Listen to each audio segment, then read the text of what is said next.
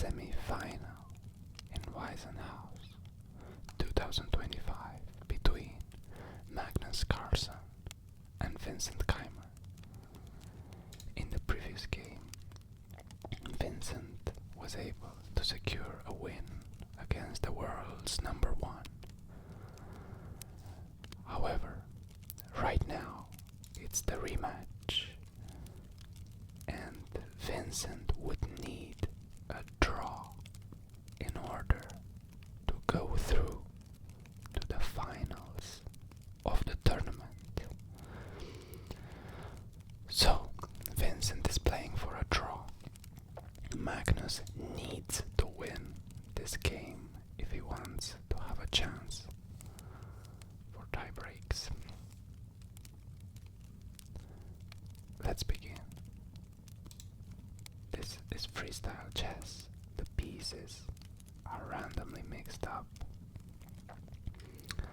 and you can see that castling is possible. However, the pieces, as in regular chess, between the king and the rook, need to be outside of this connection. So the king and the rook don't need any pieces between them in order to castle. So let's begin. We have f4 by Magnus. Okay, we have the copycat variation by Vincent. f5. We have c3, g6, and d4. Okay, so Magnus tried to get this pawn of Vincent, and Vincent defended it with g6. Right now, Magnus builds the center with d4, gaining space. Let's see. Now, Vincent can capitalize on this, playing c5, attacking Magnus's center. We have g3 by Magnus, which sets free the bishop and targets this long, beautiful diagonal. It also supports the f-pawn. Now we have captures on d4, and then the bishop captures back, threatening this lonely bishop in the corner. Instead of taking, Vincent plays a beautiful move, e5, which challenges the f4 pawn and the bishop. Something must be done here. We have f takes, bishop takes, and we have queen d3. Okay, developing. The situation is still equal between the players. We have knight to c6, attacking this bishop twice. So, if it was to be taken, white could take with the c3 pawn. You cannot take with the queen.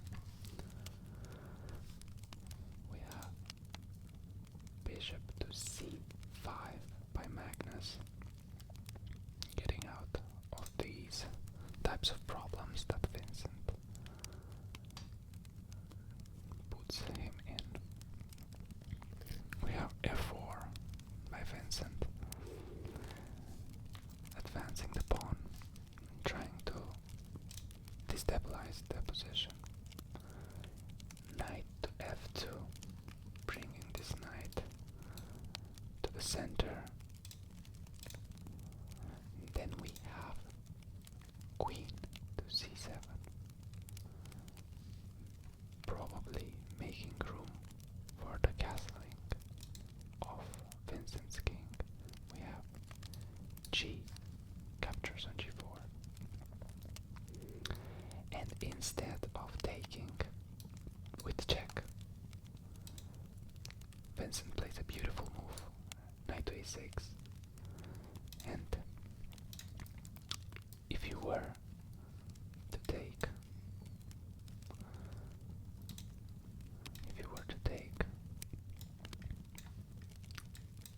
like so, then Vincent would take with the knight, threatening the queen and threatening the bishop.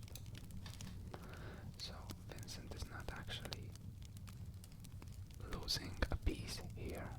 It's actually gaining some tempo, so that's why Magnus did not take the bishop. Instead, he went bishop a3, which it's not the best move. It gives a slight advantage to Vincent, who captures the pawn and at the same time attacking the queen. Beautiful move. Now the queen goes to c2. We have further advancement of the knight. Knight to a5, knight to d2, activating the other knight, and knight to d5 by Vincent, putting some serious pressure on the c3 pawn. Now we have knight to g4, threatening the bishop, though it is protected. But now the bishop needs to retreat to a safer square on g7. We have castles by Magnus, putting his rooks on beautiful, beautiful rows and beautiful files. We have knight to b6, rotating the knights, and now we have b3 by Magnus, not letting any ideas of the bishop getting in here in the future, successfully stopping it. Right now we have castles by Vincent and e4 by Magnus, striking in the center. Right now we have queen takes on c3 because it is defended by the bishop. So we have queen takes, bishop takes, and right now Magnus had an interesting move to gain an advantage.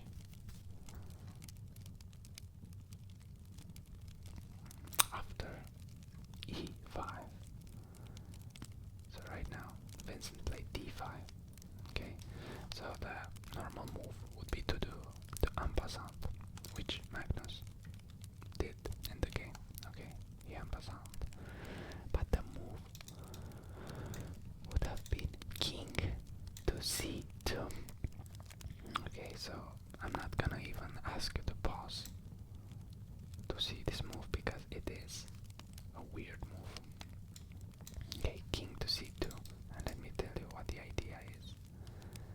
The idea is that if you take, okay, you take with the rook, and then you continue the plan. However, if you don't take and see, you play d4, which sounds like an interesting move, right? You hop in with the knight, knight f8, attacking the rook. The rook needs to move somewhere, right? Move here. Okay, and then you play bishop g2, preparing this diagonal and preparing you to obtain this beautiful rook. So Vincent would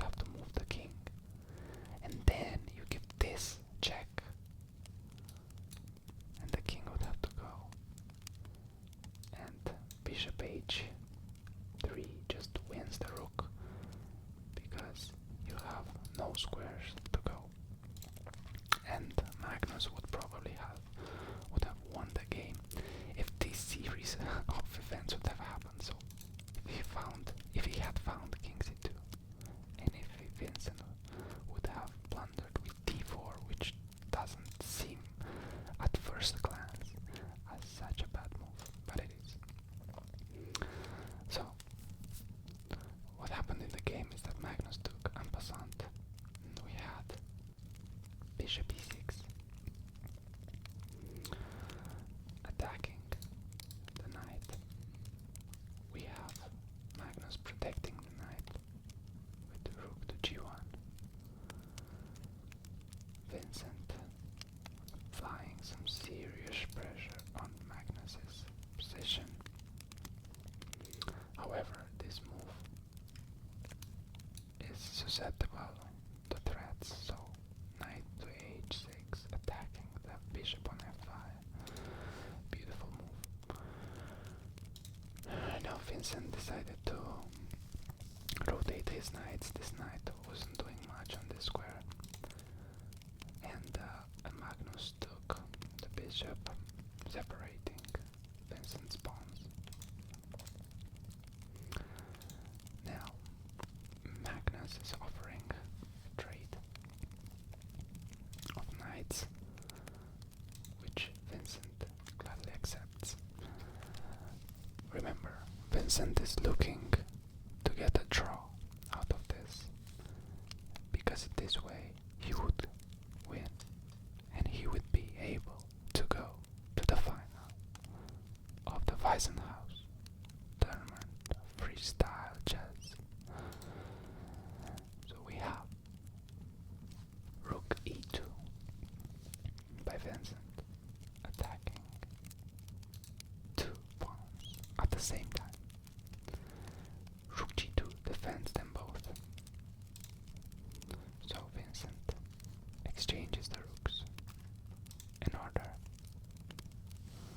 to get quickly to the end game. Right now Vincent plays bishop to b4,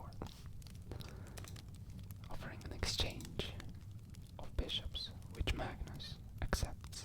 However, this knight is quite powerful here, so Magnus needs to kick it out with a3. The knight comes back to c6. We have bishop h3 attacking the lonely f5 pawn. And now we have knight to a5 by Vincent, attacking the c4 pawn. So we have Magnus capturing on f5, and will Vincent capture on c4? No, because it is check. So the king goes to b8, and then Magnus protects the pawn. So Vincent cannot take it. Okay, now the key move here for Vincent is b6.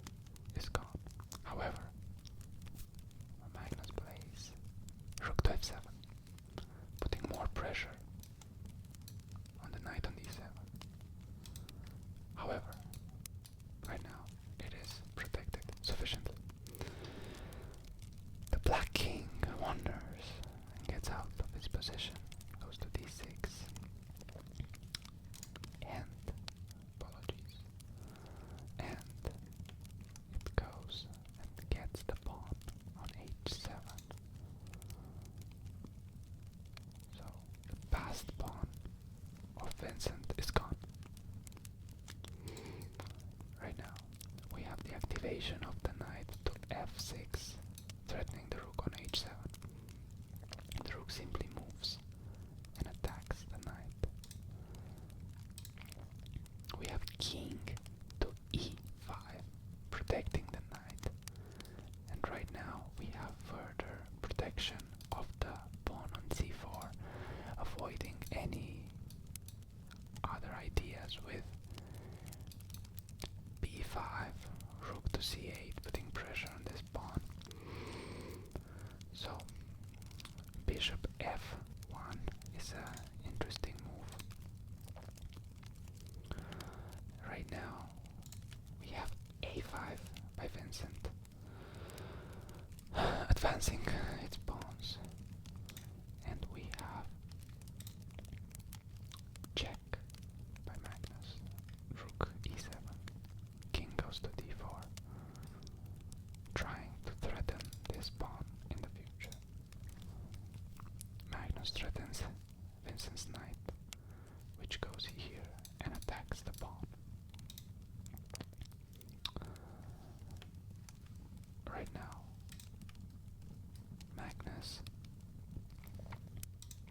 goes to e2, threatening the knight. And you say, well, why can't you take the pawn? Well, that would come with his own sets of abilities.